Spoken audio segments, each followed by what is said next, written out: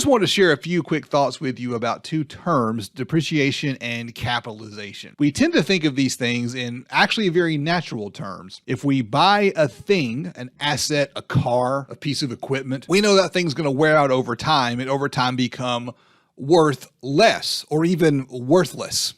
Right?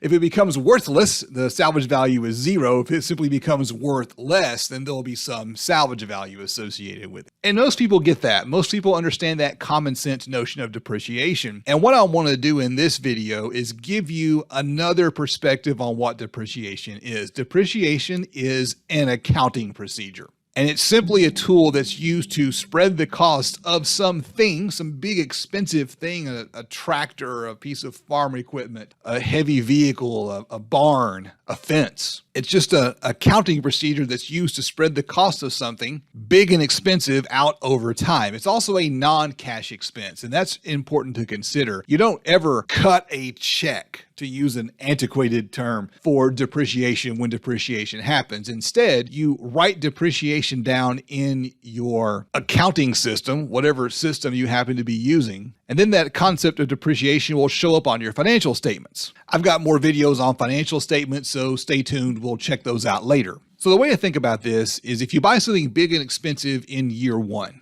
pick any year, and say you use it for 10 years. You use it in year 1, 2, 3, all the way up to year 10. It's reasonable to say that each one of those years should bear its own fair share of the cost of that big expensive thing that you used in every single year. And if you place all of the cost of that big expensive thing on one particular year, say year 1, then you don't make any money in year 1. But your profit in year 2 through 10 is, well, bigger than it should be because you didn't properly allocate the expense of that item over time in your accounting procedures. And oh, by the way, you probably didn't pay for the big expensive thing in year 1. You probably paid for the big expensive thing over time, meaning you probably financed it. This is an ag finance class after all. We're talking about financing things. In other words, you're probably making payments on that big expensive asset, and every time you make a payment, you pay some principal and you pay some interest, and paying the principal and the interest will impact your cash flow. But on your profit and loss statement, which is something we may not have defined yet in class, but we'll get to it if we haven't defined it yet, your profit and loss statement will show the depreciation as an expense, and it'll show the interest as an expense. And that principal is a separate cash flow item. Now here's a term, capitalization. Oftentimes the term capitalization and the term depreciation are used interchangeably. And if you just Google capitalization versus depreciation, you get a pretty good explanation of what that is. Sometimes those definitions you find might not make any sense. So here's something a bit more common sense. A statement you can say, for example. If an asset can be capitalized, then you can depreciate the asset. That's the relationship between the term capitalization and the term depreciation. And something I always like to point out to my students, or really anyone who will listen to me, is you have to understand what words mean in the context of the use of that word. So when we're talking about finance and we're talking about taxes and we're talking about financial statements, this term capitalized or capitalization means something different than it might mean in some other context. So if an asset can be capitalized, then you can depreciate the asset. Two things I like to point out when I talk about capitalization and depreciation are these two things right here. The first thing is de minimis safe harbor, and the second thing is section 179. And that leads me to a little saying that I have. I have a couple of laws of income taxes.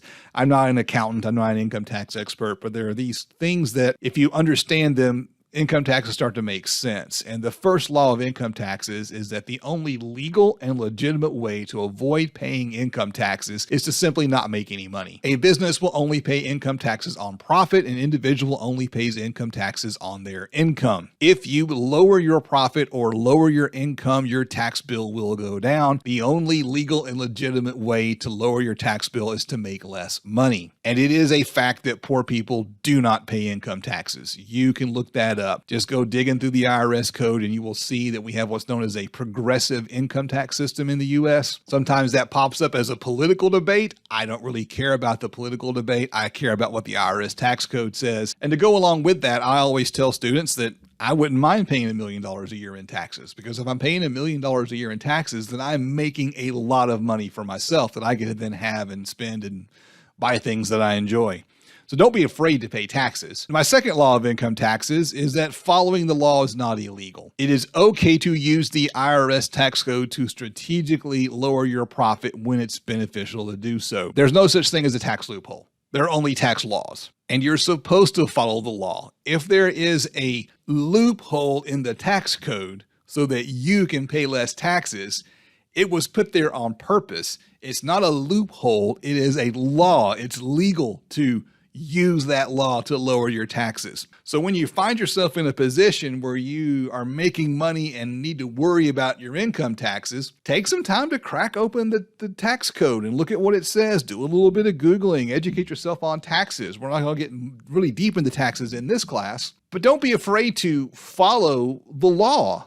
And if the law says that you can write things down a certain way in your bookkeeping procedures that will lower your taxes, well, then it's legal. Do it. Follow the law. One of these tax laws is Section 179. So Section 179 lays down some rules where you can take a certain type of assets, and instead of capitalizing them, you can expense all of those assets in the year you first started using the asset, the year you put it into use or purchased the asset. I don't want to get deep into Section 179. I actually cover that in a different class in a little bit more detail, but I just kind of want you to know that you don't have to depreciate some assets. Some assets qualify for the Section 179 deduction, and you can write off the expense of that asset all in the year that you first started using the asset. And the other thing I want you to know about is this thing called de minimis safe harbor. De minimis safe harbor is what we call an administrative convenience. There are a lot of little things that you buy when you run a business that you're going to use for multiple years, and these little things